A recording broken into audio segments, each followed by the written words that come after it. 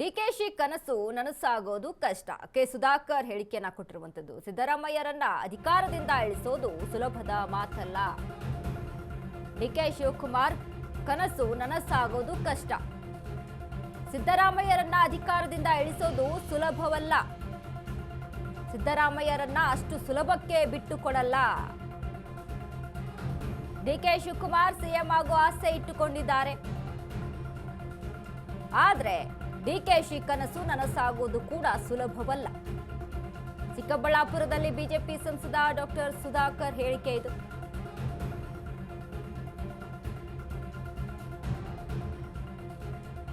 ಈಗಾಗಲೇ ಸಿಎಂ ವಿಚಾರಕ್ಕೆ ಸಂಬಂಧಪಟ್ಟಂತೆ ಡಿಕೆ ಶಿವಕುಮಾರ್ಗೆ ಸಿದ್ದರಾಮಯ್ಯ ಸೀಟ್ ಬಿಟ್ಟು ಕೊಡೋದು ಅಷ್ಟು ಸುಲಭದ ಮಾತಲ್ಲ ಅಂತ ಎಲ್ಲೆಡೆ ಕೇಳಿ ಬರ್ತಾ ಇದೆ.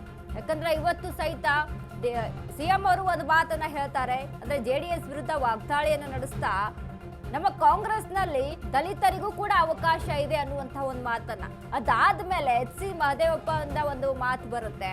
ಅಂದ್ರೆ ದಲಿತರು ಕೂಡ ಸಿಎಂ ಆಗ್ಬೋದು ಅಂತ. ಅಂದ್ರೆ ಒಂದ್ ಕಡೆ ಈಗಾಗಲೇ ದಲಿತ ಕಾರ್ಡ್ ಕೂಡ ಪ್ಲೇ ಆಗ್ತಾ ಇರುವಂತದ್ದು, ಮತ್ತೊಂದ್ ಕಡೆ ಡಿಕೆ ಶಿವಕುಮಾರ್ಗೆ ಒಂದ್ ರೀತಿಯಾಗಿ ಅಂದ್ರೆ ರಣತಂತ್ರವನ್ನ ರೂಪಿಸ್ಕೊಂಡು ಸಿಎಂ ಆಗೋಕ್ಕೋಸ್ಕರ ಈಗ ಮತ್ತೆ ದೆಹಲಿಯ ಪ್ರವಾಸವನ್ನ ಕೈಗೊಂಡಿದ್ದಾರೆ. 26ನೇ ತಾರೀಕು ದೆಹಲಿಗೆ ಹೋಗ್ತಾರೆ ಅನ್ನುವಂತ ಒಂದಿಷ್ಟು ಮಾಹಿತಿ ಇದೆ.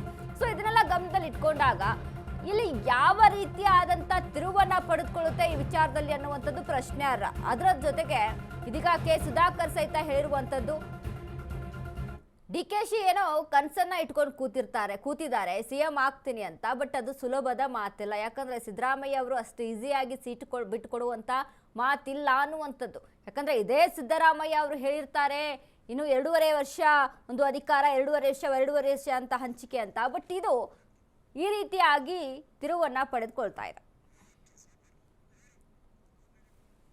ಹೇಳಿದ್ದಾರೆ ಬೇರೆ ಅವರು ಇವ್ರನ್ನ ಅವ್ರ ಮೇಲೆ ಎತ್ಕಟ್ಟೋದು, ಅವ್ರನ್ನ ಇವ್ರ ಮೇಲೆ ಎತ್ಕಟ್ಟೋದು. ಈಗ ಡಿ ಕೆ ಶಿವಕುಮಾರ್ ಅವ್ರ ಹೆಸರನ್ನ ತೆಗಿಬೇಕು ಅಂತೇಳಿ ಪಾಪ ದಲಿತರು ಒಬ್ಬರ ಹೆಸರನ್ನ ಹೇಳೋದು ಏನ್ ಮಾಡಬೇಕು ಅಂತ ಉದ್ದೇಶ ಅಲ್ಲ. ಮಾಡ್ತಾರೆ ಅಂತ ನಂಬಿಕೆನೂ ನನಗಿಲ್ಲ.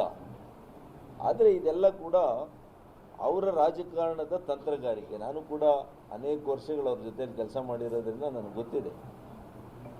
ಅವ್ರನ್ನ ನೆನ್ನೆ ಕುಮಾರಸ್ವಾಮಿ ಹೇಳಿರೋದು ಸರಿಯಾಗಿದೆ. ಕುಮಾರಣ್ಣವರು ನೆನ್ನೆ ಮಾನ್ಯ ಮಾಜಿ ಮುಖ್ಯಮಂತ್ರಿಗಳು, ಕೇಂದ್ರ ಸಚಿವರು ಹೇಳಿದ್ದಾರೆ, ಅಷ್ಟು ಸುಲಭವಾಗಿ ಮಾನ್ಯ ಸಿದ್ದರಾಮಯ್ಯನವರು ಕುರ್ಚಿ ಬಿಡೋ ವ್ಯಕ್ತಿ ಅಲ್ಲ. ಆ ಥರ ಹೇಳಿದ್ದಾರೆ.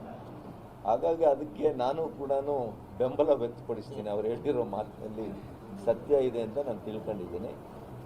ಇಲ್ಲ ಅಂದರೆ ಆ ರೀತಿಯಲ್ಲಿ ಟ್ವೀಟ್ ಯಾರು ಮಾಡ್ತಾರೆ ಹೇಳಿ? ಟ್ವೀಟ್ ಮಾಡಿ ನಾನು ತಮಾಷೆಗೆ ಮಾಡಿದ್ದೀನಿ ಅಂದರೆ ಮತ್ತೆ ಮುಖ್ಯಮಂತ್ರಿಗಳಿಗೆ ಯಾವಾಗ ತಮಾಷೆ ಮಾಡ್ತಾರೆ, ಯಾವಾಗ ಗಂಭೀರವಾಗಿ ಹೇಳ್ತಾರೆ ಮತ್ತೆ ನಾವು ಅರ್ಥ ಮಾಡ್ತೀವಿ. ಬೇರೆ ಅವರು ಇವ್ರನ್ನ ಅವ್ರ ಮೇಲೆ ಎತ್ಕಟ್ಟೋದು, ಅವ್ರನ್ನ ಇವ್ರ ಮೇಲೆ ಎತ್ಕಟ್ಟೋದು. ಈಗ ಡಿ ಕೆ ಶಿವಕುಮಾರ್ ಅವ್ರ ಹೆಸರನ್ನ ತೆಗಿಬೇಕು ಅಂತೇಳಿ ಪಾಪ ದಲಿತರು ಒಬ್ಬರ ಹೆಸರನ್ನ ಹೇಳೋದು ಏನ್ ಮಾಡಬೇಕು ಅಂತ ಉದ್ದೇಶ ಅಲ್ಲ. ಮಾಡ್ತಾರೆ ಅಂತ ನಂಬಿಕೆನೂ ನನಗಿಲ್ಲ. ಆದರೆ ಇದೆಲ್ಲ ಕೂಡ ಅವರ ರಾಜಕಾರಣದ ತಂತ್ರಗಾರಿಕೆ. ನಾನು ಕೂಡ ಅನೇಕ ವರ್ಷಗಳು ಅವ್ರ ಜೊತೆ ಕೆಲಸ ಮಾಡಿರೋದ್ರಿಂದ ನನಗೆ ಗೊತ್ತಿದೆ.